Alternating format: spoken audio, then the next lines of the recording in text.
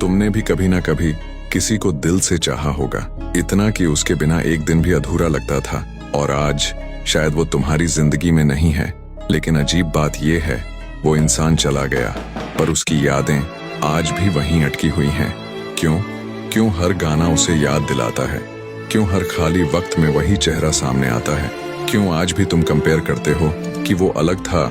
सच ये है, तुम्हें उस इंसान से नहीं, तुम्हें उस फीलिंग से प्यार था जो तुम्हें पहली बार महसूस हुई थी। और ये बात 90% लोग कभी समझ ही नहीं पाते। पहला प्यार सिर्फ एक इंसान नहीं होता, वो तुम्हारे दिमाग की सबसे डेंजरस मेमोरी बन जाता है।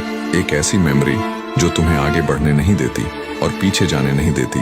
लेकिन असली सवाल ये है, अगर पहला प्यार इतना खास था तो वो चला क्यों गया? और अगर वो चला गया तो फिर वो आज तक दिल में क्यों जिंदा है? आज इस वीडियो में हम वो सच खोलेंगे जो तुम्हें शायद दर्द देगा, लेकिन तुम्हें आजाद भी करेगा। तो खुद से एक सवाल पूछो, क्या तुम सच में उस इंसान को नहीं भूल पा रहे, या तुम उस वर्जन को छोड़ नहीं पा रहे जो तुम उसके साथ बन गए थे? चैप्टर 1, पहली बार का इमोशनल इम्प्रिंट। पहला प्यार एक नॉर्मल रिलेशनशिप नहीं होता, ये तुम्हारे दिमाग पर एक परमानेंट छाप छोड़ देता है। जब तुम पहली बार किसी के करीब आते हो, तुम्हारा दिमाग डोपामीन, ऑक्सीटोसिन, सेरोटोनिन से भर जाता है। मतलब तुम लिटरली एक इमोशनल एडिक्शन में होते हो। और क्योंकि ये तुम्हारा फर्स्ट एक्सपीरियंस होता है, तुम्हारा दिमाग इसे स्टैंडर्ड बना लेता है। स्टोरी, एक मिडिल क्लास लड़का जो कभी किसी से खुलकर बात नहीं करता था। एक लड़की उसकी जिंदगी में आई। पहली बार उसने महसूस किया कि कोई उसे समझता है। वो फीलिंग उसके लिए सब कुछ बन गई। लेकिन जब वो लड़की चली गई तो वो लड़का सिर्फ उसे नहीं खोया, उसने वो वर्जन खो दिया जो वो उसके साथ बन गया था। Dark psychology.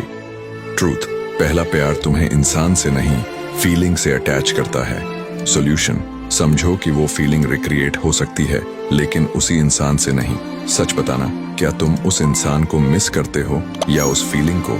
लेकिन अगर ये सिर्फ फीलिंग थी तो फिर दिल इतना टूटता क्यों है? आंसर आगे। चैप्टर 2, इनकम्प्लीट क्लोजर का ट्रैप। पहला प्यार अक्सर कंप्लीट नहीं होता, ना प्रॉपर एंडिंग, ना प्रॉपर गुड बाय। और यही इनकम्प्लीट स्टोरी तुम्हारे दिमाग में लूप बनाकर चलती रहती है। एग्जाम्पल, तुम्हारा ब्रेकअप अचानक हुआ, ना कोई क्लियर रीजन, ना क्लोजर। तुम आज तक सोचते हो, अगर मैं थोड़ा और कोशिश करता, अगर मैं ऐसा करता। Dark psychology, human brain incomplete चीजों को कंप्लीट करना चाहता है, इसलिए तुम मूव ऑन नहीं कर पाते। सॉल्यूशन, खुद क्लोजर क्रिएट करो। लिखो कि क्या हुआ, क्यों हुआ, और एक्सेप्ट करो क्या तुम्हारा भी ब्रेकअप बिना क्लोजर के हुआ था। लेकिन जो अगला पॉइंट है वही असली रीजन है कि तुम भूल नहीं पाते।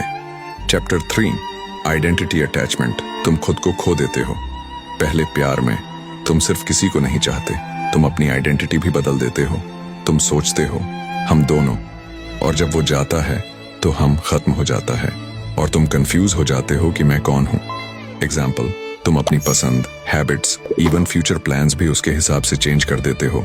और ब्रेकअप के बाद तुम्हें खुद ही नहीं पता होता कि तुम्हारी असली पर्सनैलिटी क्या थी।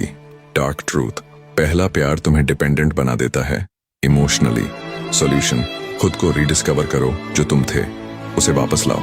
क्या तुमने भी अपने आप को बदल दिया था किसी के लिए? लेकिन सबसे डेंजरस चीज अभी बाकी है। Chapter 4, memory glorification. दिमाग सिर्फ अच्छा याद रखता है। तुम्हें लगता है वो परफेक्ट था, लेकिन सच ये है तुम्हारा दिमाग सिर्फ अच्छे मोमेंट्स को हाईलाइट करता है, बैड मेमोरीज फेड हो जाती हैं। एग्जाम्पल, तुम लड़ाई भूल जाते हो लेकिन उसकी मुस्कान याद रखते हो। डार्क साइकोलॉजी, ब्रेन पेन को सप्रेस करता है ताकि तुम सरवाइव कर सको, लेकिन इसका साइड इफेक्ट ये है तुम पास्ट को ओवर वैल्यू करने लगते हो। सॉल्यूशन, रियलिटी चेक करो, पूरे रिलेशनशिप को देखो, सिर्फ हाइलाइट्स नहीं, एंगेजमेंट। क्वेश्चन, क्या सच में वो परफेक्ट था या तुम्हारा दिमाग उसे परफेक्ट बना रहा है? मिड हुक, लेकिन अब जो पॉइंट आएगा वो तुम्हारी सोच हिला देगा। Chapter 5, ego attachment. तुम्हें वो नहीं, अपनी हार चुभती है। सच कड़वा है, तुम्हें उसका जाना नहीं, तुम्हें अपनी रिजेक्शन चुभती है। तुम्हारा ईगो एक्सेप्ट नहीं कर पाता कि किसी ने मुझे छोड़ दिया। एग्जाम्पल, तुम बार बार चेक करते हो वो किसके साथ है, क्या कर रहा है। क्यों? क्योंकि तुम खुद को प्रूव करना चाहते हो। डार्क ट्रूथ, ये प्यार नहीं, ईगो का खेल है। सॉल्यूशन, एक्सेप्ट करो कि हर कोई तुम्हारे लिए नहीं बना। क्या तुम उसे वापस चाहते हो या सिर्फ जीतना चाहते हो? Chapter 6 emotional dependency. तुम खुद से भाग रहे हो। पहले प्यार में तुम अपनी प्रॉब्लम्स भूल जाते हो, वो तुम्हारा एस्केप बन जाता है, और जब वो चला जाता है तो तुम्हें अपनी रियलिटी का सामना करना पड़ता है। Example, loneliness, career pressure, family stress, सब वापस आ जाता है। डार्क ट्रूथ, तुम उसे नहीं, अपने दर्द से बचने का रास्ता मिस करते हो। सॉल्यूशन, अपनी लाइफ बिल्ड करो, इमोशंस को फेस करो। क्या तुम सच में उसे चाहते हो या सिर्फ अकेले नहीं रहना चाहते? Chapter 7 final twist. तुम भूलना नहीं चाहते।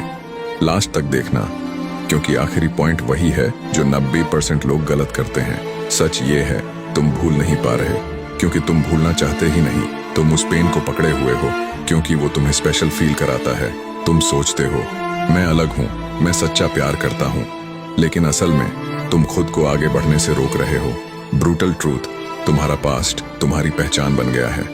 अवेकनिंग, अगर तुम सच में स्ट्रांग बनना चाहते हो तो तुम्हें छोड़ना होगा, उस इंसान को नहीं, उस कहानी को।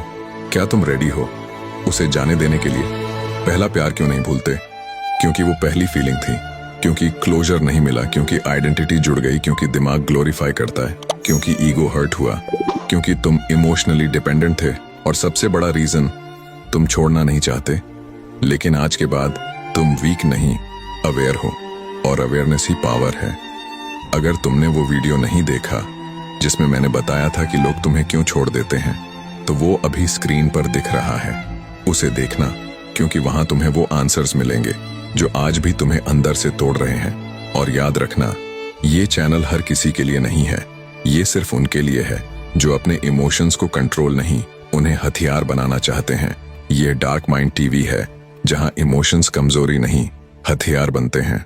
और अगर आपको यह वीडियो पसंद आया तो अपना सपोर्ट जरूर दिखाइए, लाइक कीजिए, कमेंट में अपनी राय लिखिए, और डार्क माइंड टीवी को सब्सक्राइब एंड फॉलो करके इस सफर का हिस्सा बन जाइए। याद रखो, आपकी एक छोटी सी क्लिक एक बड़ी सोच को जन्म दे सकती है।